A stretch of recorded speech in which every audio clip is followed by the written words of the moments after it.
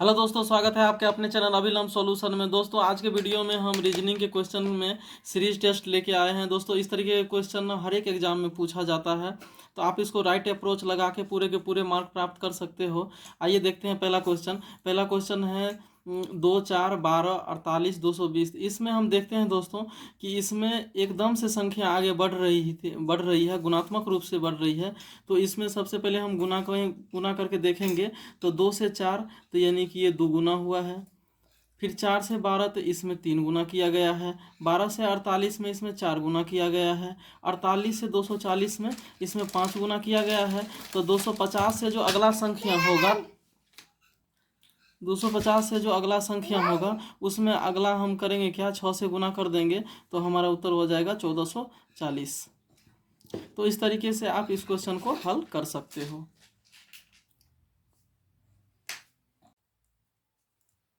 Second number जो हमारा question है वो है 2 6 15 और 34 और आगे हमसे पूछ रहा है। तो इसमें हम देखते हैं क्या कॉम्बिनेशन है। तो 2 से 6 के आने में इसने क्या किया है कि गुने 2 प्लस 2 कर दिया है। ठीक उसी तरीके से 6 से 15 तक आने में गुने 2 प्लस 3, 6 दूना 12 3 15।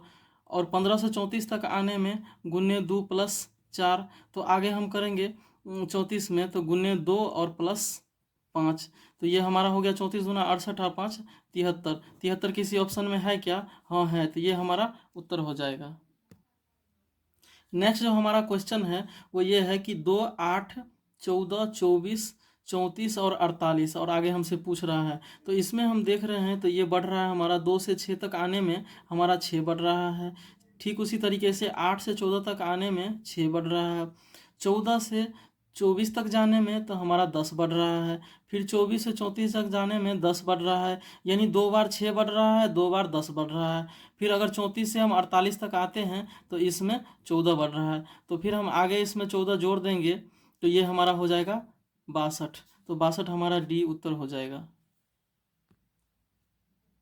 कहने का मतलब ये है कि जो भी चीज़ हमसे आगे पूछा जाता है वह एक सीक्वेंस में चलता है। जैसे इस क्वेश्चन में हम देखें तो 2 बार 6 6 बढ़ा, 2 बार 10 10 बढ़ा और फिर हम 2 बार 14 14 बढ़ाएंगे।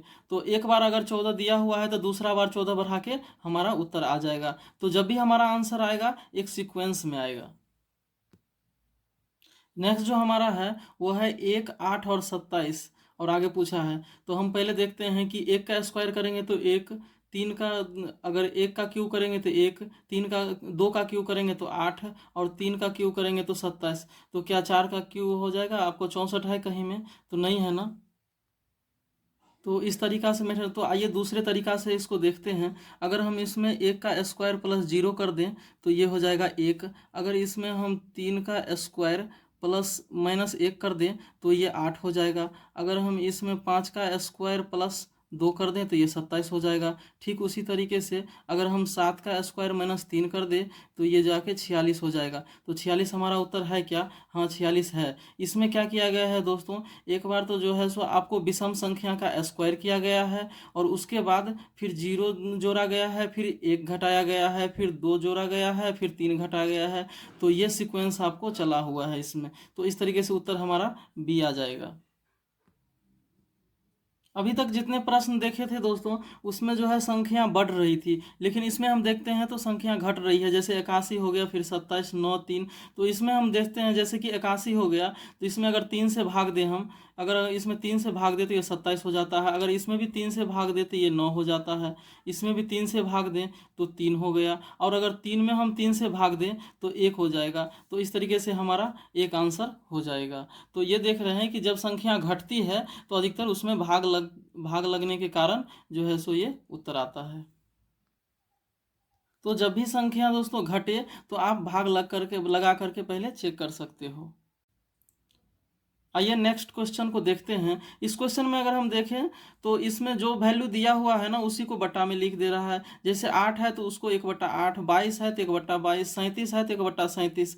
तो इसमें हम सबसे पहले ये देखेंगे कि 14 से जो 22 आया तो इसमें कितना का बढ़ोतरी हुआ है। तो ये जो बढ़ोतरी हुआ है ना दोस्तों, ये 14 का बढ़ोतरी हुआ है। और 22 से 15 में जो बढ़ोतरी हुआ है ये 15 का बढ़ोतरी हुआ है। तो हम 37 से जो है 37 से जो आगे बढ़ाएंगे वो हम 16 जोड़ देंगे तो ये हमारा 53 उत्तर आ जाएगा। क्या 53 किसी ऑप्शन में है? हाँ, ऑप्शन नंबर ए में 53 है, तो ये हमारा उत्तर हो जाएगा। नेक्स्ट जो संख्या है उसमें हम देखते हैं कि पहले तो संख्या बढ़ रही है एक अंक तक, उसके बाद संख्या घट रही है। तो अगर हम इसमें देखते हैं 6 से 7 तक देखते हैं तो -1 हुआ है, 7 से 6 तक देखते हैं तो -1 हुआ है। ठीक उसी तरीके से देखते हैं 9 से 8 तक आने में 1 का माइनस हुआ है, 8 से 7 तक आने में -1 का माइनस हुआ है। ठीक उसी तरह से अब हम 6 से आगे तक ले जाने में -1 का कर देंगे तो यहाँ 5 आ जाएगा, तो 5 हमारा आंसर आ जाएगा। तो इस तरीके के क्वेश्चन को हम वेव कॉन्सेप्ट से भी हल कर सकते हैं। वेव कॉन्सेप्ट से जैसे कि एक अंक छोड़ के एक अंक के बाद हम इसमें कॉम्बिनेशन बनाते हैं। नेक्स्ट क्वेश्चन में हम देखते हैं दोस्तों, तो ये किसी न किसी संख्या का स्क्वायर किया गया है। जैसे 289 है तो ये 17 का स्क्वायर है। अगर 196 है तो ये 14 का स्क्वायर है। 256 है तो ये 16 का स्क्वायर है। ठीक उसी तरीके से 169 है तो ये जो है सो आपको 13 का स्क्वायर है। अब हम देखते हैं 14 से 13 तक आने में ये जो है सो एक कम किया गया है। ठीक उसी तरह 17 से एक कम करके 16 का स्क्वायर किया गया है। तो हम एक कम करके यहाँ 15 का अगर हम स्क्वायर कर देते हैं तो ये हमारा आ जाता है 225। तो हम देखते हैं क्या ये 225 ऑप्शन में है? हाँ, हमारा ऑप्शन में 225 है। तो इस तरीके से इसको भी वेब कॉन्सेप्ट से ही हल किया गया है। तो दोस्तों ये वीडियो आपको कैसा लगा, आप हमें लाइक, सब्सक्राइब और कमेंट करें।